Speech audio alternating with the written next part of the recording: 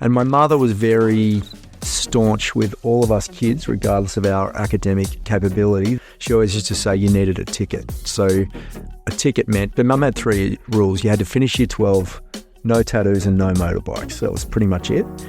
And then once you'd finished year 12, she said you have to go and get a ticket. So for my older sister, that would have been, she went and got her mothercraft nursing certificate. Younger sister went to university. Myself and my older brother went to university. And Mum, she came from quite abject poverty.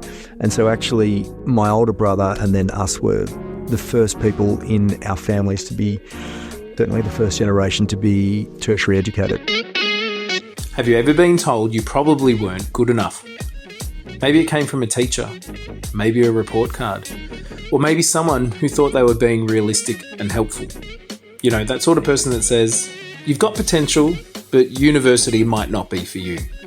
Well, in this episode of More Than a Score, we sit down with Cade Witnish, a successful entrepreneur, business leader, and a proud regional New South Wales kid who was told that just months before his final exams. But this conversation is not about proving people wrong. It is about what happens when you choose growth over comfort, when you face doubters without letting their words define you, when you discover that you are far more capable than the label placed on you. Cade shares the influence of a determined mum who believed education was a ticket to opportunity, the teacher who saw something in him before he saw it in himself, and what it feels like to surprise everyone, even yourself. If you are a parent worrying about your child being underestimated, or a young person questioning whether you are really academic enough, this episode will remind you of something powerful. One score does not define you, but one sentence of belief can change your whole trajectory. Welcome to this episode of More Than a Score. Cade Witnish, welcome to More Than a Score. We're very excited to have you here. Now, I'm very lucky. I'm not sure if you've had a chance to listen to many of our episodes. We're going to assume, Laura, that he has. Big fan? Big fan. Thank you. That was a good response. Otherwise, all right, that's a wrap. Thanks. I'm very lucky. I get to do a bit of an introduction for each of our guests. Okay. It's a little bit different, so stick with us here. And Laura and I are going to watch to see if I actually get this correct, right? Okay. All right. Thanks, Laura. Mm-hmm. Cade Witnish, charismatic connector, golf guru, people person, a creative thinker with a flair for tech and the digital world, clear communicator who breaks things into easy to understand pieces, tech startup and serial entrepreneur, business leader who's worked around the world, told he was not likely that he would be good enough to get into university, and a community man and dad of 3, interested in rites of passage and dadhood. Cade Witnish, welcome to More Than a Score. Thank you very much. I think that was pretty good, except definitely not a guru at golf. I'm not sure. Well, very subjective, because I think one time I saw you started telling me something about the slope and the run of the green, and I didn't know what either of those meant. So you are a guru to me. I think golf nufty is probably the word. Yeah, very enthusiastic golfer. Let's put it that way. But yeah, we like enthusiasm here on this podcast. And Cade, one of the things we do when we start is we say, when you think back to the end of your time at school, were you happy with your score? In all honesty, I was ecstatic with my score. When you say score, you mean what is the ATAR, the equivalent of the ATAR? Yeah. Yeah. And reason being, the career counsellor at school had told me in the lead up to exams that I should probably make alternative plans other than going to university, because I was not viewed as a student that was likely to get a score good enough to get into university. In the lead up to exams, so like, if you remember, how long before your exams are you getting told by someone that has a big authority? I'm going to say 6 months into year 12, so probably a few months before exams, you know. And if you reflect on that, what evidence do you think that was based on? I think that was probably based on my poor showing with a lot of the assignments and those kind of planned school activities in the lead up. I probably wasn't the most studious student and the most applied student in the world. Okay. So you get told not too far before your exams, hey, maybe this isn't for you. Yep. You then get your results. It was interesting. I have a recollection. So I had a girlfriend at the time. She was very studious, very smart, very clever, and had been doing great notes revision notes and things. And we happened to share a few of the subjects, which is great. And she very kindly lent me her revision notes. In hindsight, it turns out I'm a pretty good crammer and last minute operator, and my brain probably just works a little bit different to most, and needed the pressure. Love the pressure. I did school in New South Wales, so at the time VCE was like 50% assignments and 50% exams.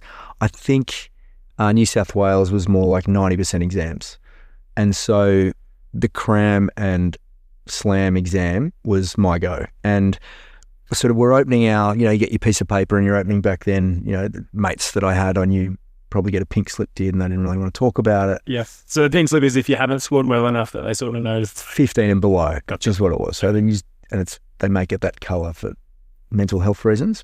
Back then they did, in their wisdom. And I opened mine and, I'd gotten a TR of, I think it was 80 or something like that, which is really phenomenal considering that I was half expecting to get much lower than that. What was do you remember like your first thoughts after being told by this adult in your school that you weren't good enough, and then you get this really, like, that's amazing, like the top 20%. Top 20% in the state. I think I was a bit flat, but sort of unsurprised as well. It's not like, I'd been working as hard as I could and, then I'd been told that, all of my reports in the lead up were very much has lots of potential, doesn't apply himself, blah, blah, blah. And I seemed okay with that moniker. I don't know if you believe it and become it, or I was just comfortable with that. It was fine. And we should say too, so you grew up in regional New South Wales, so like near the border of Victoria and New South Wales, is that right? Yeah, just over the border. So Albury's just over the border of New South Wales and Victoria. So there's a regional aspect, and then there's this thing where your school experience was being told, I've got potential. And one of the things you said in your pre-plot form was you remembered this older person saying to you that you had amazing potential. Yes. But you weren't too sure about what their insight was based on or what they knew. You then went through, got told, actually, no, you're not. I really think you need to consider a different pathway because you're not good enough for university. Then you get this amazing score and you realise, I can actually perform pretty well under pressure. So that was actually just one subject. It was an English teacher, and he was a bit of a philosopher, and you can imagine like a big beard, quite a slightly built man. Very unusual for Albury, where we grew up. I think he was probably teaching below his academic station. And he just saw some potential in the way in which I was able to particularly write and articulate around poetry and the similes and metaphors and all those kind of elements of English. He was probably the first person that said, hey, mate, you've got a bit of talent here. Why don't you have a crack at advanced English? And I did. Have you seen that teacher since then? No, never seen him since. And I wonder, given his age at the time, if he's still around. I'm not sure. Did you have him for a whole year, a semester? Had him for a whole year. The fact that you put this into your pod, that you remember this person, you only had him for 1 year out of your whole life. And was this one time that he said this comment to you? One time. Because he didn't teach you in advanced English. It's not as if he followed you through. No, he did. He taught. He did teach. And part of it was I wanted to be in his class, right? So there you go. That being said, I probably didn't apply myself as well as I could have. I didn't read all the texts. I watched some of the movies, but obviously was able to get enough out of that to score okay in the English exams. We like to do sort of full circles of things, but I'm already spotting there's something about words or the ability to communicate seems to be a really key thing when I track and look at your pathway and what you've done. Yeah. You had 3 words that you submitted, not to put you on the spot. I'm not sure if you remember the 3 words you put down, but they, in case it helps, because I can see you scanning and thinking, you put down growth, hard, necessary. So when you thought of education, talk us through those 3 words. Growth is probably the most important one, and I think every day we're learning. It doesn't have to be a formal education, but I think the most successful people, and when I say that, I don't mean necessarily financially or any other way, but I think the happiest people are the people who are curious, like perpetually curious, and always wanting to learn. And whether that's, something new they're doing in the garden, or it could be a professional development thing, or it could be, picking up an instrument and learning an instrument. I think those people who are always continuing to open up their minds to fire different neurons and different pathways, I think they seem the happiest. I use the word hard because I've never found traditional education, whether that was university or school or anything that I've really tried to learn, I've never found it easy. I found it challenging. And it probably wasn't until, only 6 years ago that I think I discovered that I'm a far better auditory learner and processor than I am reading. And had I have had known that during school, it would have made my school life a lot easier. So I pay $200 a year every year for an app called Speechify, which converts text into audio for me. And I've realized in adulthood that I feel like I can take quite complex concepts and things from an auditory perspective, and understand them far better than if they're written down on paper. Mm-hmm. If only you'd had like Spotify and audiobooks. I know, but absolutely. I'm addicted to those things. So, and then the third one, what was the third one? So that was hard. Necessary. No, necessary. I believe that education is necessary as a part of life, and I believe formal education is necessary because of the structures we've set up in the Western world, the way business, industry, education works. You have to do it. You have to be part of the system. Oz, did you have a question? You looked like you were leaning in before reading the book, scanning. When I was interviewed in the podcast, one of my favourite things to do as a teacher was to give surveys to students regarding their learning style. And it's really interesting you talk about auditory, because generally, if you consider where people are ranked in a classroom, if you're not really actively trying to connect with particular learning styles, visual are always at the top, auditory are generally in the middle, and kinesthetic are down the bottom. So as an auditory learner yourself, what kinds of things do you think could help somebody else that maybe is sort of sitting in that middle band that they're like, I'm not quite engaging? What kind of things have you found in life now that help you learn, considering, that's your style? It's a great question. And I am one of those people that when I've sort of discovered something, like I'm an auditory learner, I feel like I want to share it with other people. Yeah. And my eldest son, Innie, I'm like, well, he's my son, so genetically, maybe I'm going to change his life by, giving him these auditory tools. And he kind of looked at me like I was crazy, and he tried them and he absolutely hated it. He goes, this is not the way I learn, right? Yeah.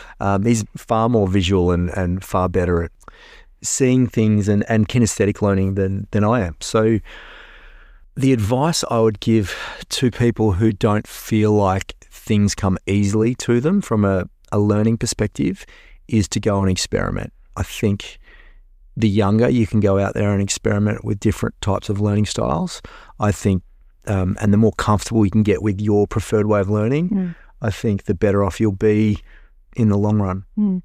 What if you're in a classroom where that learning is not easily accessible to you? What would you say to that particular student? I would say take the notes, like I talked about my girlfriend's notes, and read them out I had a voice recorder, and I did do that before the exams. That memory just came back then. I'd forgotten that I'd done that. And in hindsight, I should have known I was an auditory learner doing that, but people didn't really label it. Like, we're talking 1996. So people weren't going, you're this learner, you're that learner. It was like, here's the classroom. You're either smart or you're dumb, kind of thing. Totally. So I think I just felt my way through what I needed in order to get the best out of myself for those exams. So yeah, I think experimenting, and for those people that do feel like they're better auditory learners, finding a way to turn that written text into audio is transformative. Yeah. I mean, there's so many apps now. I mean, you can literally download, if you're dyslexic, you can download font for dyslexia. There's so many things that you could be doing. I think that's a really good piece of advice, that you can have a go, see what's out there, what apps could be supporting you. I mean, you were probably doing it like I used to do the same thing, where I'd do my notes on like a little cassette and I'd record. And it's funny, you don't think that you're actually creating resources for your learning style. You just think, I'm just trying to get by and survive. That was the word you said actually in terms of schooling. You were just surviving. Yeah. So it's interesting that you were already trying to get a good understanding, a better understanding of yourself without really understanding that's what you were doing. Yeah, I think you're right. I think it felt accidental, but in some ways I was just feeling my way through it. I mean, necessity is the mother of invention, as they say. Never a true statement. I think everyone's sort of feeling their way through it, right? Like minority of people can clearly see where they want to get to following that exact path. I think a lot of the time we're sort of exploring, testing it out and seeing what works too. I think what I love about young people today is, and there's negatives and positives, and we can talk about it ad nauseum, but with the access to information, they seem a lot more self-assured than we probably were back then. So I could imagine young people now, once they know this is the better way of learning, sort of almost pushing it more with a teacher or pushing it more and being comfortable doing that. Yeah. And it seems that advocacy is sort of gaining momentum and becoming a bit stronger to kids, and also parents are starting to speak up to say what needs. And there's also a lot of methods in which to get clarification. Like I could literally print a survey out, here you go, answer some questions. There's a lot of things there's a lot more like checks and balances to feel as though you are more confident in saying and speaking up for what you need, because I actually have this information that is quantifying what I'm asking for. So yeah, I mean, it's information overload, but also at the same time it's helpful if you look in the right places. Totally. And we're about to jump into your pathway after school. But before we do, talk to us about the nickname Mongrel. Just to help to get an idea of you during your time at school, their experience. One of my dearest friends, his father was a pitcher for Australia in baseball. And in the 90s, sort of growing up in Albury, most people just played footy and cricket. There wasn't many other options, and maybe basketball as well. But because my friend's father was a pitcher, he sort of rallied our group of mates to go and play baseball, which was great. So there was this assistant coach who was a real character, like sort of big ginger beard, short, stout sort of guy. His name was Barry Stewart. And he, for some reason, he really liked me. He thought I was funny, and I had grown up with a brother who was an unbelievable athlete, and so my self-esteem around most athletic pursuits was quite low. Not because I was particularly bad or anything like that, but in your own mind, you're always judging yourself against someone who is literally a world-class athlete, right? So anyway, that probably gave me a little chip on my shoulder when it came to playing sports, and I was always quite determined and whatnot. And Barry saw this as something that really entertained him with his kind of gravelly laugh, and coined the moniker Mongrel, because I had mongrel in me, as they would say in the country back in the day. And so, for my baseball sort of junior career, I was nicknamed Mongrel. Okay, so it's really interesting hearing. You keep getting this feedback that you got this amazing potential. You're getting a baseball coach is also saying like you got something about you that's just able to keep pursuing, keep putting in. Yes. And just before we move to the pathway, I guess that moment when you opened up the letter, or you didn't get the pink slip, and you see this score, did your view of yourself and your potential change? That's a really good question. I have to think back to see if I can retrace the actual feeling. I think it was a feeling of pride. It was interesting because some of the other mates who had probably performed as they thought they would perform, and maybe would have put me in the same academic performance category, chipped away a little bit at it, which, can happen. Yeah. I think there was a lot of surprise.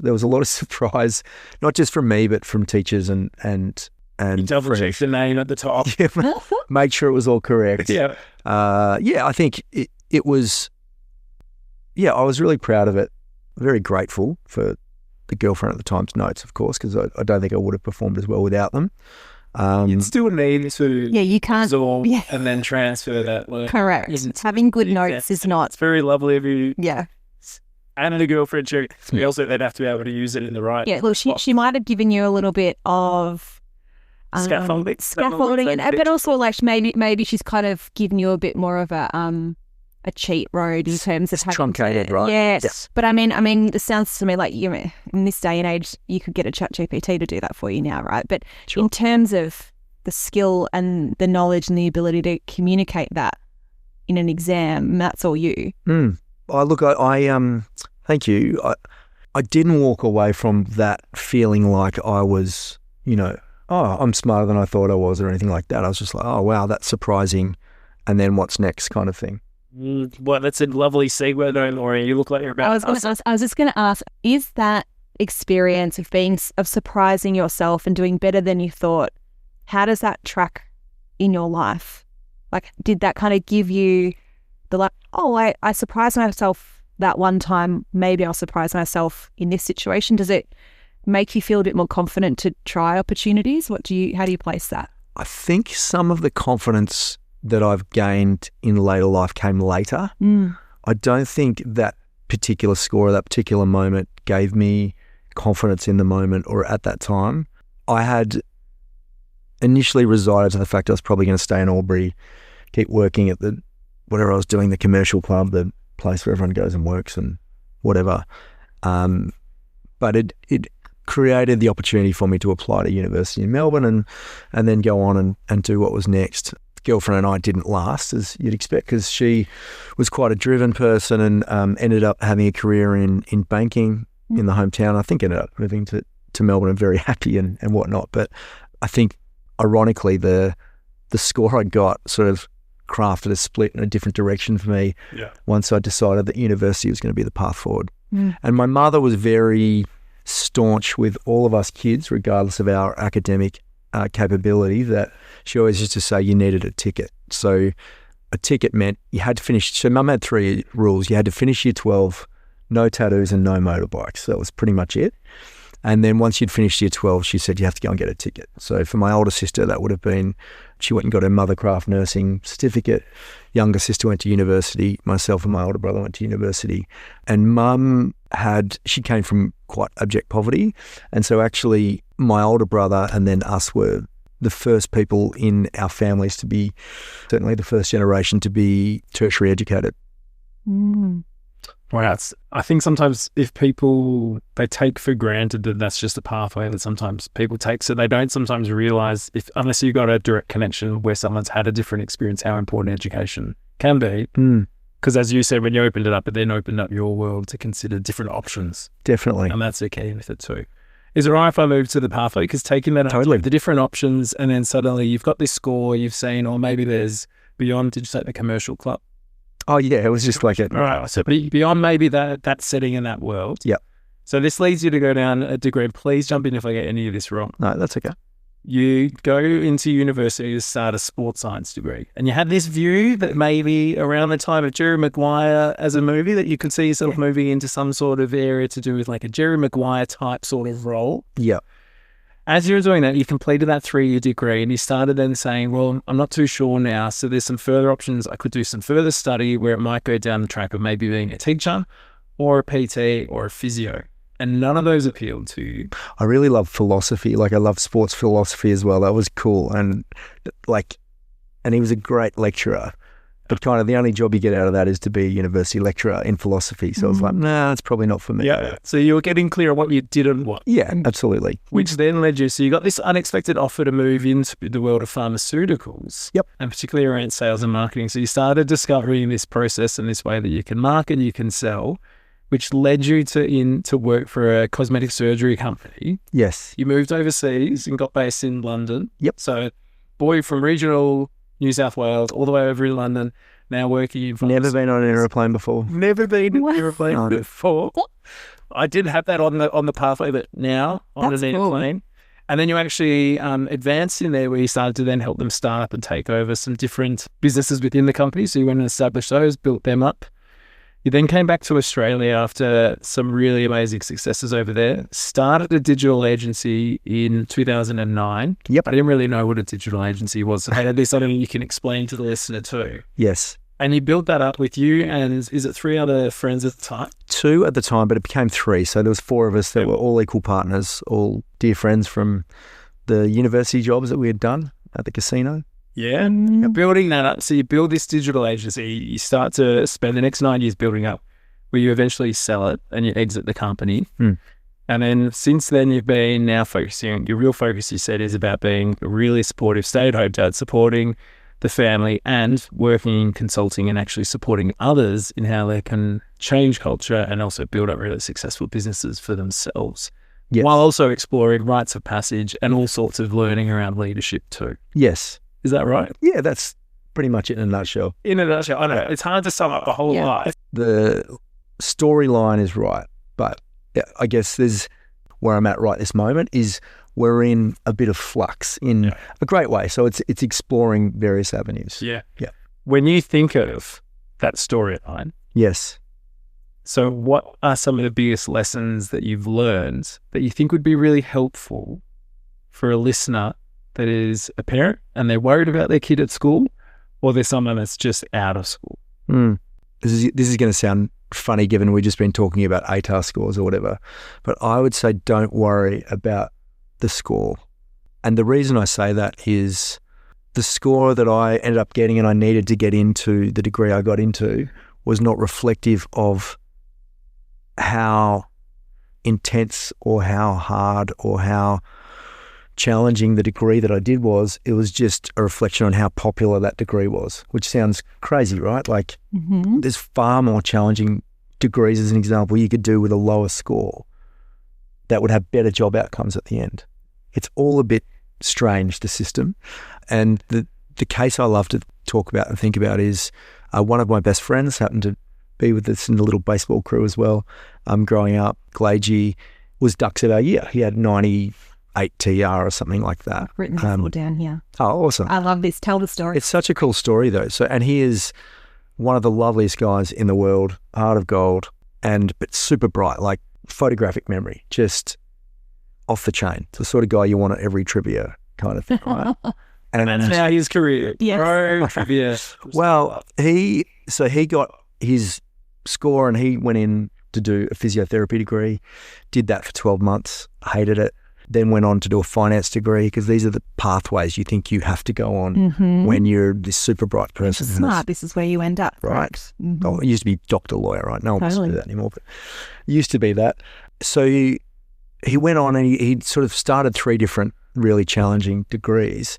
And then he worked out, he was like, I just love working outside. And he joined a crew in landscaping and is still doing that to this day. So the point I'm trying to make here is there is so many different pathways for people to get to that have absolutely nothing to do with ATAR scores. Conversely, my older brother who did the same degree I did, right, and then went on to do teaching, ended up going back and now he's a really successful family lawyer. Would never have got the marks to get into law initially, but that was his pathway. I find it interesting when you were speaking about your friend, the landscape gardener, you said in the same comment And loves it. that you were a late developer, and that's something that was never, because you were still developing and in development. And it's so wild. I mean, males' brains, your frontal cortex does not fully form until you're 25. And here we are saying that you must be the fully formed best version of yourself to get the score that you need at this time when we're not fully developed. How do you place that understanding of yourself that you weren't fully developed, you weren't exactly who you were going to become at a time where we sort of hinge so much pressure on people? Yeah, and I didn't realise at the time either. So I was only 17 when I had finished high school and I didn't turn 18 until the March. So I went to uni and was still too young to go to O Week and actually enjoy, all of those sorts of things. And not only that, more recently have found out that, I am ADHD as well. And we know with particularly young male ADHD brains, socially, their brains don't develop until a bit later in life. And having done all the reading on those sorts of bits and pieces and looked at it in hindsight, I think going to university and I didn't quite fit in and it felt really quite foreign and strange, and it seemed like there was a lot more people who were emotionally more grown up and developed than I was, and did some really silly things to try and fit in like younger people do. I think having an understanding, or had I have had an understanding of where I was at emotionally, a gap year wouldn't have been a terrible idea either. That being said, the degree I did, I think, was almost like doing another 3 years of, because of the type of study we were doing and the types of people that are all sports people and whatnot, it was almost like doing another 3 years of year 12 in a way. That was just the way that the people all got along. Can I ask you, though, the decision to choose sports science, considering you said you didn't have a lot of self-esteem in sport? Yeah. Why did you choose that degree? Oh, look, my older brother had done the degree, or was in the middle of doing the degree, and he's always been like someone I've looked up to and thought was wonderful. And I'd asked him a lot about what he thought of the degree, and I loved PE and sport, like most young men, particularly coming from the country, was a real passion. So it just seemed like a natural fit. Yeah. Yeah. And I think so, based on the lessons that you've learned through that sort of storyline, the response you gave was, score doesn't really matter, but listening to what you've said, you've got an awareness of how the system works too. So you know that scores get chosen based on popularity. So yes, thinking for the person listening, if they've got someone in school or they're trying to navigate it, realizing that, so the score isn't based on necessarily how hard the thing is. It's also based on, there's a whole bunch of factors, but it's also based on the fact that how popular it might be. But there are lots of different ways that you can get into a thing. Yes. And also you might start one thing and do something else. Totally.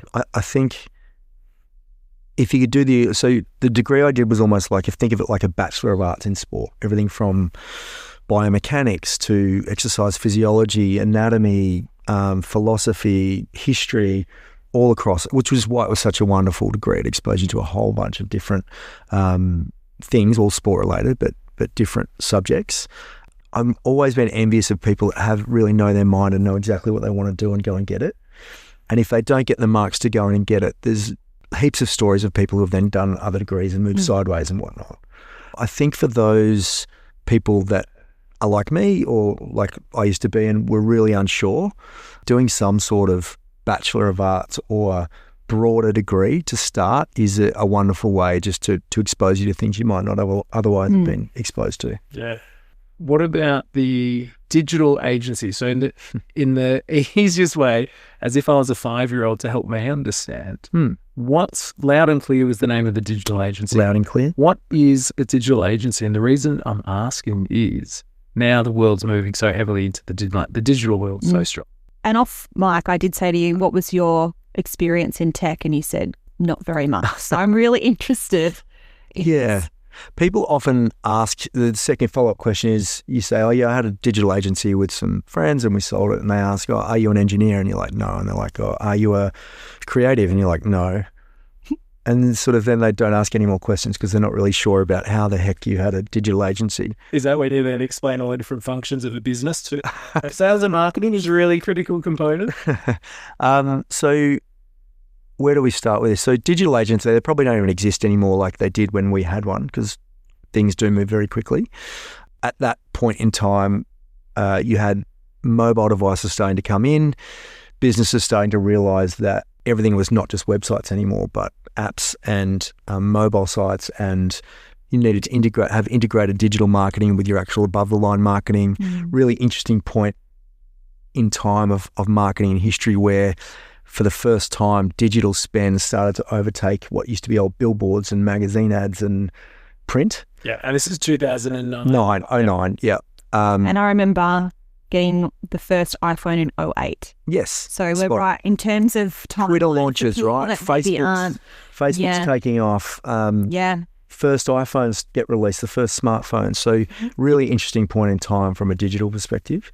So our agency existed to solve business problems for large enterprise clients in that space. Gotcha. We were originally one of the first agencies to build mobile apps and iPhone apps and that sort of stuff, which no one had any expertise in at the time.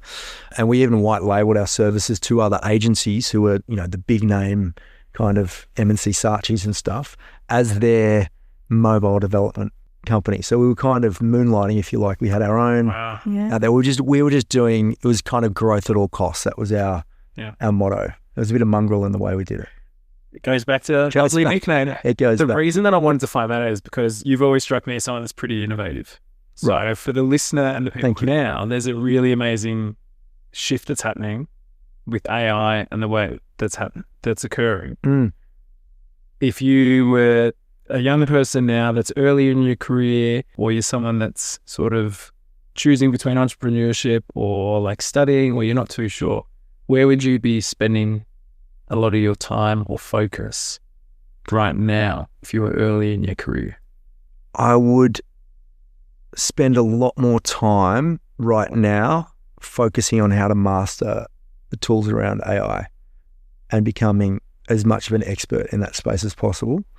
I would be focusing a lot of my time and energy on interpersonal skills. So one thing that technology will never be able to replace, at least entirely, is the way in which you, myself, Loz, as humans connect and converse. So I would be really spending a lot of time developing those skills. And I think some of the art, unless it innately comes to you, has been lost in the way in which younger people, I sound like an old man now, younger people, can relate. It's fine, we're all in our 40s here. We can say younger people, and younger you can say younger, no matter what. It's only little things, right? It's making eye contact. It's shaking hands. It's asking questions, acting interested, not interesting. Little things that were kind of part of just learning and growing up for us, I think, are going to be really important skills for this next generation coming through. And those that have them will succeed. I once taught with my younger brother, so he's a younger person. Right. So, and we both taught together, and he always said interpersonal skills were at the core of every lesson that he ever taught. I remember one time watching him teach. He's one of the greatest teachers I've ever seen. It was I thought it was a maths lesson.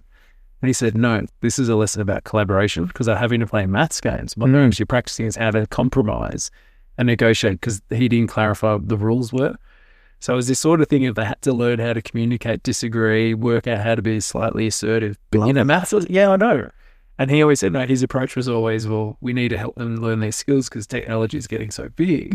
We need them to practice these. Learning by stealth. Yeah. So I've spoken to engineers, and, even some of the best engineers are now getting AI to write the lion's share of their code, and then they just go in and clean it up. So it's not that it's necessarily replacing all of the work, but it's certainly increasing the amount of volume that skilled people are able to get through. And we see it ourselves, right? Like I've been playing around with it for a few years, and I was even getting it to write CEO reports and things, something that might have taken me 5 hours to write. It does the bulk of it, and then you spend an hour cleaning it up. It's like your girlfriend back in the day with her notes.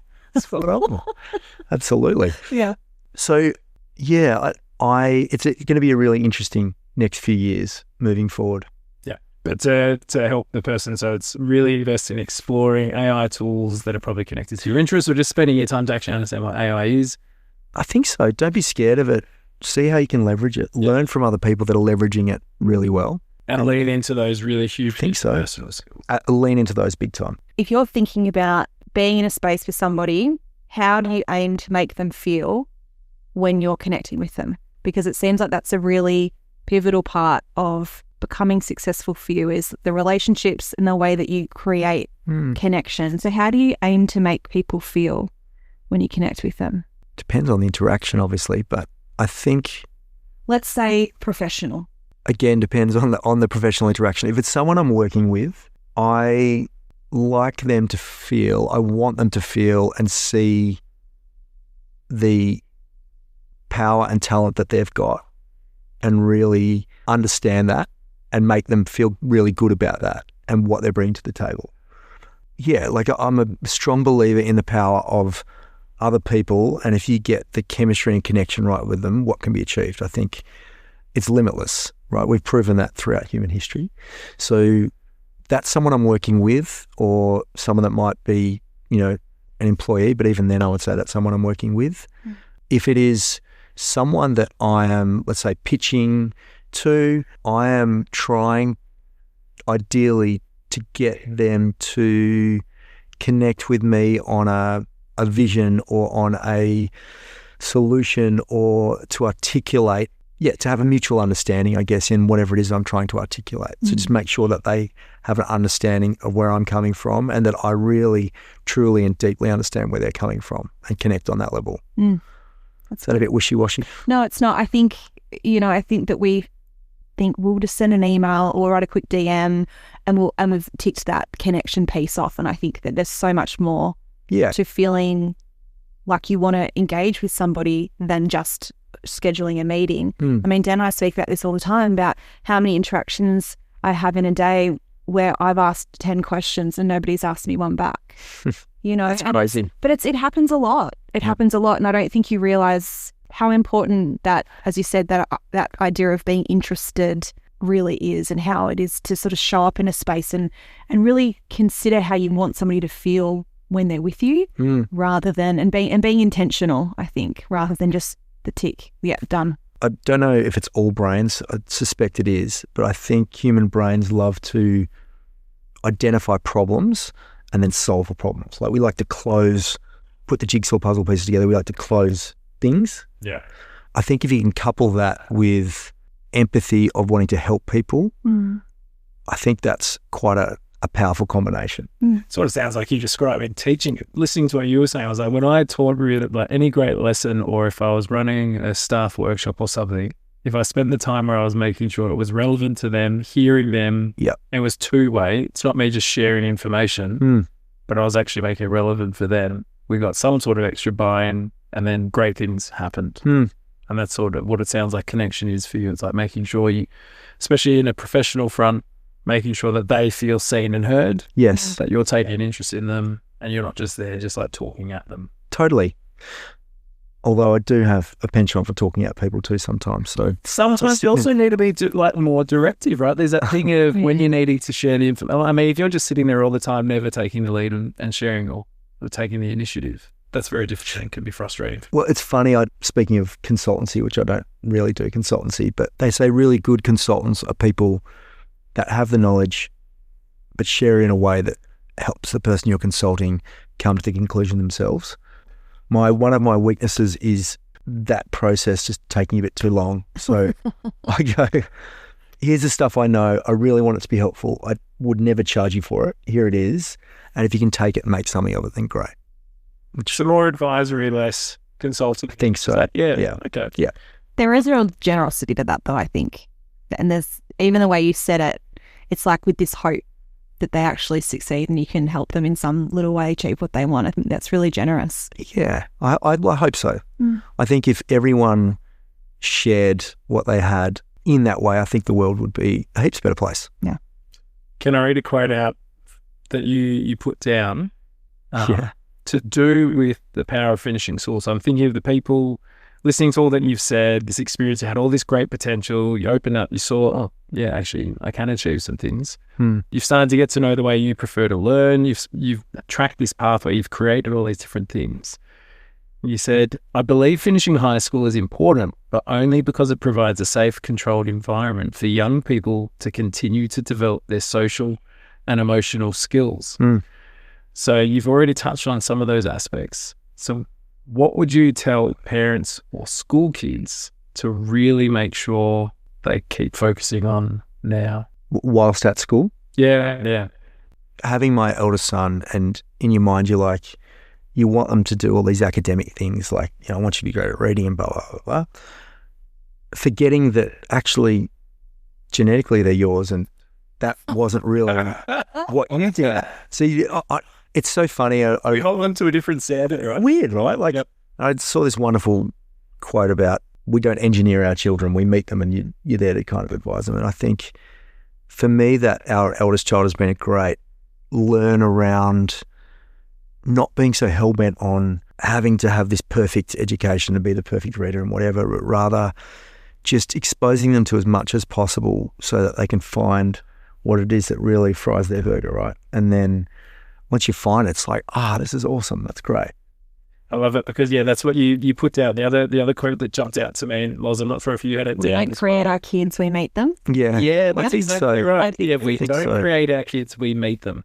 My question I have was, when it's working well, we know nothing's perfect. No. So what do you do that helps you meet your kids where they're at? Well, I have to remind myself of that all the time, right? Like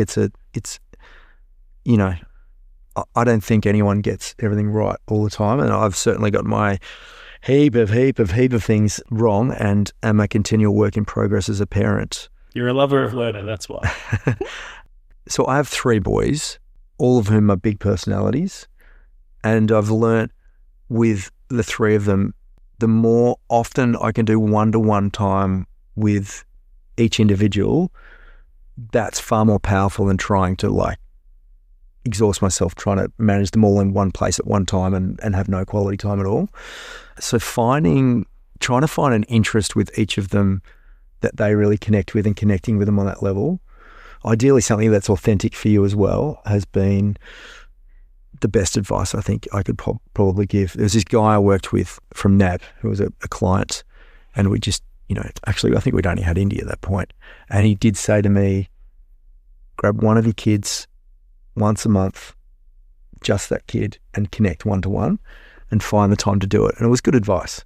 It sort of didn't register at the time, but looking back on it, I think it was strong advice. It doesn't have to be like a whole day thing. It doesn't have to be an expensive activity. It doesn't have quality, not quantity. It could just be grabbing the older bloke and, throwing the fishing rod in together for an hour, or it could be grabbing the footy, with the middle one and going to kick that, or it could be taking the littlest one and riding your bike, whatever it is. I think just that one-to-one time makes them feel connected. I love that initial piece of advice you gave, which is actually reminding yourself about it and then choosing to look for it. I had my, so I've got 3 girls on the opposite end from you.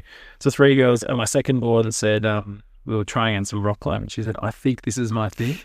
So it really resonated when you said, remind yourself, because in that my sushi said, I was like, quick, take a mental note. So if we're going to do some things, we'll go do some climbing. That's my thing. Yeah. Great. I'm going to make sure I do that. Is there anything else that helps you make sure that you can carve out the time? Like life is such a rapid state of change as people feel under pressure for all sorts of reasons. Is there a way that you help carve out the time? I think I reckon we do it at least 5 times a week.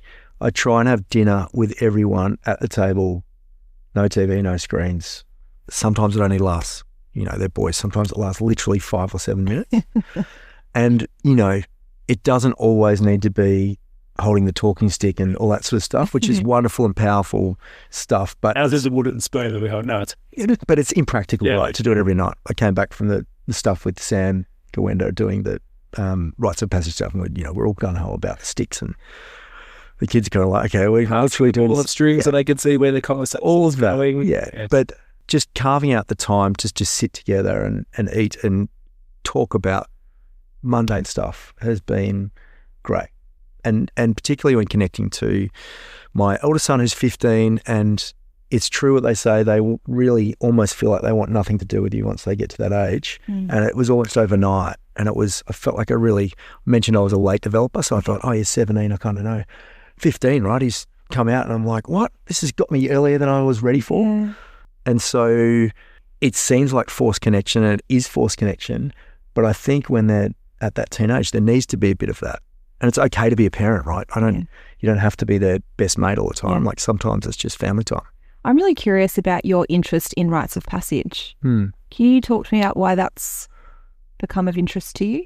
Yeah, so without giving away too much detail, because he would absolutely hate it, my eldest had a bit of a year in high school where he just had a bad year. So like a bad teen coming of age movie, like all compacted into sort of 2 terms. And it was a really challenging period for him and for us, and the school has done some work with the Rites of Passage Institute in some of their learnings. And actually it was one of the assistant principal at Woodley said, hey, you should look into this. It's interesting and really cool. So when I read the book, and it really resonated with me, one of the things or the values I have, education part aside, is making sure that I've got 3 young men that I bring into the world. I want them to be the best young men they can be. That doesn't mean they have to have great jobs or academia or anything like that. I just want them to treat other people well. I want them to treat women well, and I want them to uphold, I guess, the family values that seemed really easy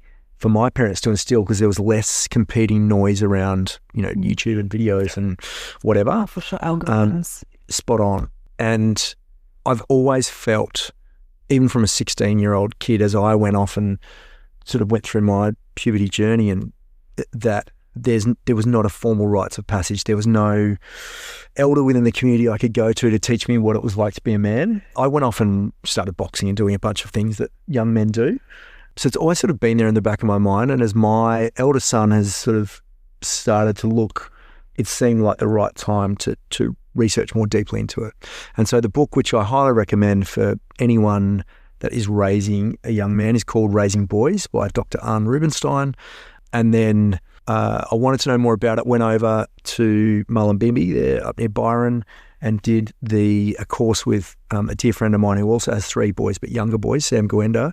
And we did the facilitators course around rites of passage using his model, and he's decoded it. And then from there took my eldest son up and we did the actual rites of passage Raising Boys camp.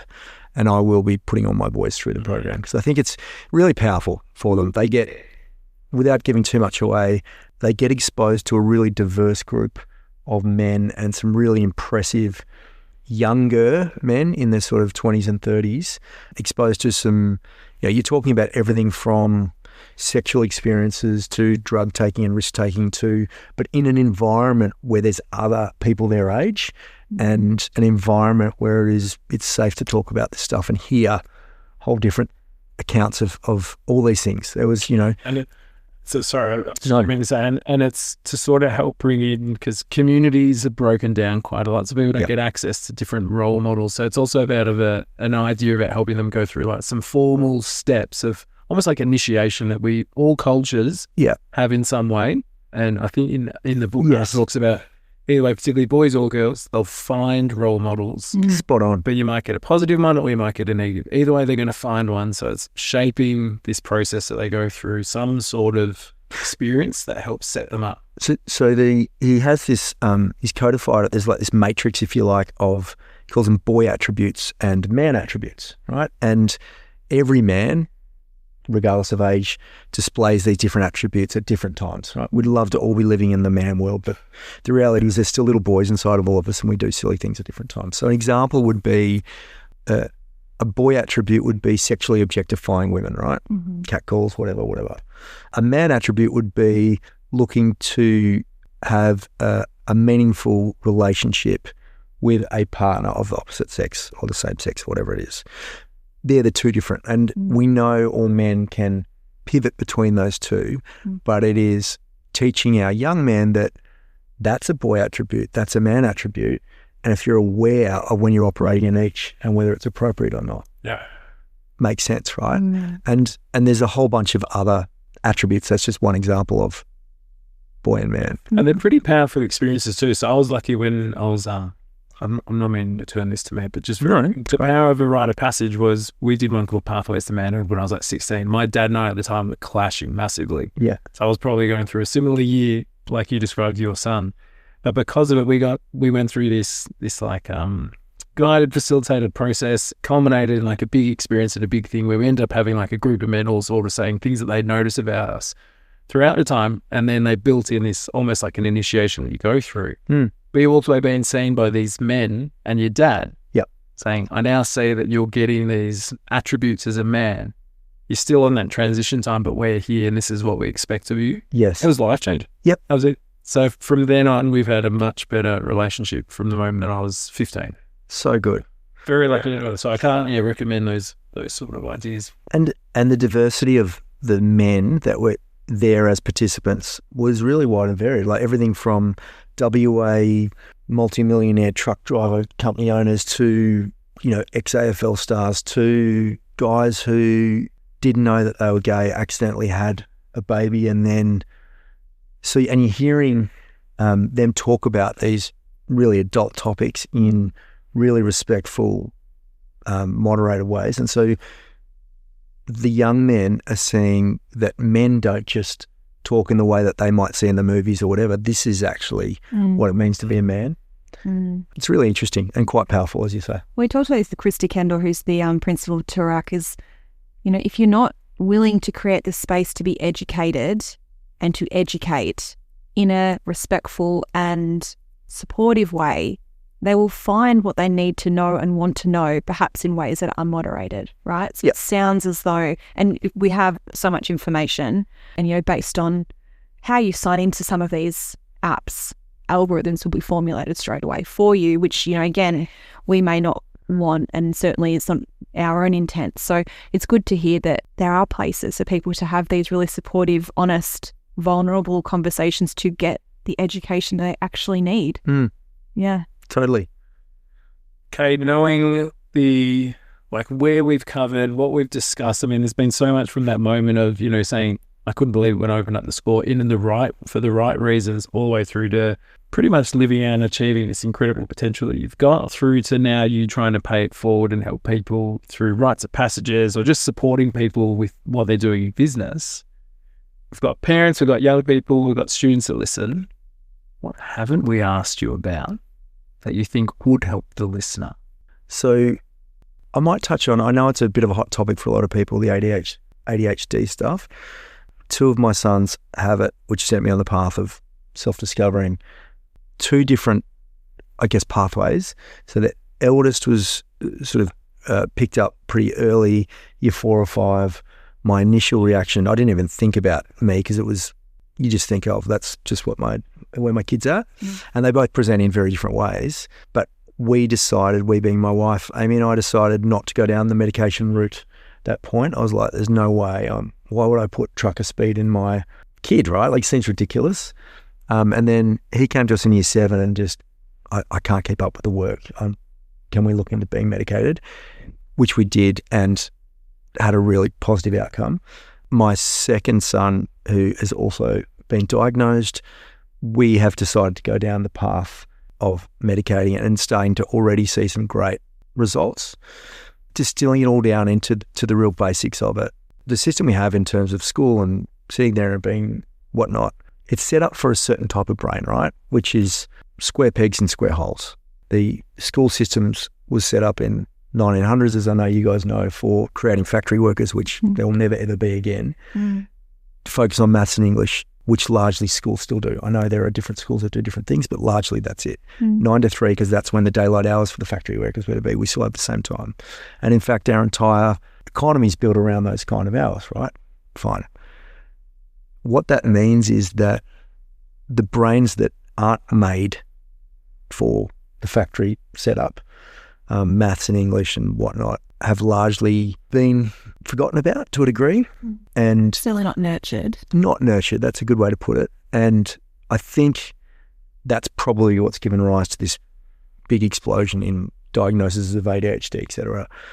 What I would say is, if your kids are younger and you've had some advice from teachers that have seen stuff you might not have seen at home, and if you have the opportunity to, it's absolutely worth going down the path of, if you can, getting them assessed by a psychologist, because the earlier you can at least even get an understanding of what's going on for your kids, the better their, I'm not going to say prognosis, because, I've talked about me and we'll end up okay, right? Yeah. But the easier the ride will be for them through school.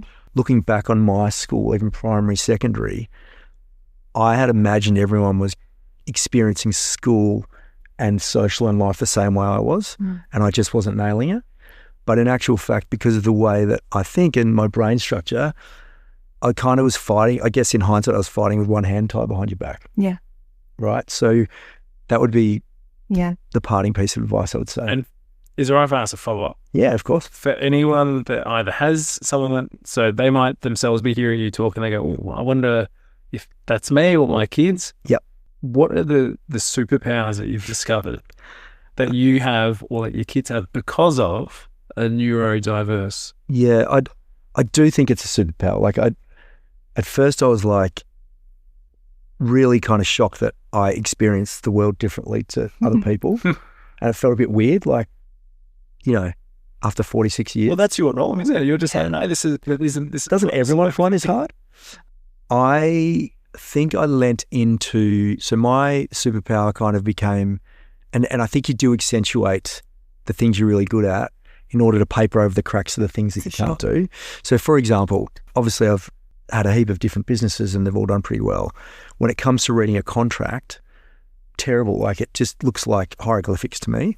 And so I lent into my development of relationships. So my lawyers and my accountant, I have unbelievable personal relationships with and trust them implicitly. And I outsource that work, or have outsourced that work to. Yeah. When diagnosed as well, and I tried the medication for myself, I looked at a contract, and I kid you not, it was like I felt so cheated, because I was looking at it, I'm like, I'm reading this as clear as day, and I'm like, are you telling me this is how the neurotypical people read stuff? Yeah. That is unbelievable. So, and if nothing else, that just gave me an appreciation for, in a traditional school environment, what medication could potentially do. So you could comprehend and better understand the contract. Totally. Easier. Oh, like unbelievable. I think that's such a powerful insight for anyone to say, like, especially because you've gone through it yourself. Sorry, Liz. So one of my favourite things is when I learned about dyslexia and how their brains work. My favourite thing I've ever heard is that sees things and imagines things in 3 dimensions. Yeah, right. So, of course, if your brain can visualise and move things in 3 dimensions, of course a P looks like a B, looks like a D. Totally. Of course it does. But I mean, there's so many things in the world where that is going to be the most incredible asset. In certain situations where everyone else is thinking in 2D, you're already naturally thinking in 3 dimensions. And it's so sad to me that superpower is not unlocked earlier. We're still seeing it as this deficit. But it's almost, it comes back to this idea of you understanding that you're an auditory learner. Yeah. But the more you actually understand yourself, the more you can advocate for yourself, the more that you can show up in the best possible way. There's nothing negative to me in understanding yourself as wholly as you can. And if you can do that as early as you can, how great. Yeah, and look, we are really open and have open conversations with the kids about, their ADHD. And I do say to them, I think it's a superpower, and, that you've got some real gifts that, other people don't have. And I think the more that they understand that and we can normalize it, then the more comfortable that they'll be, and the more interested they'll be in understanding how their own brains work and where they're at their best. Cade Witnish, it's an absolute pleasure having you on More Than a Score. Something we do is, if it's all right, can we try and get a crisp high five? We have a competition between all of our guests to see how good our high five is. So far, me between myself and so far, I love Jess and I have won. Jess and Laura did one yesterday, but I think you were we go. Let's do it. We absolutely do. How's that? I reckon that might have won. There's a secret to it, right? You can look at the other. Absolutely, got to look at the other person's elbow. I said to someone and they look at their elbow trying to high five someone. That would be a miracle. No, that's brilliant. Perfect. We're done. Timed it. We nailed it.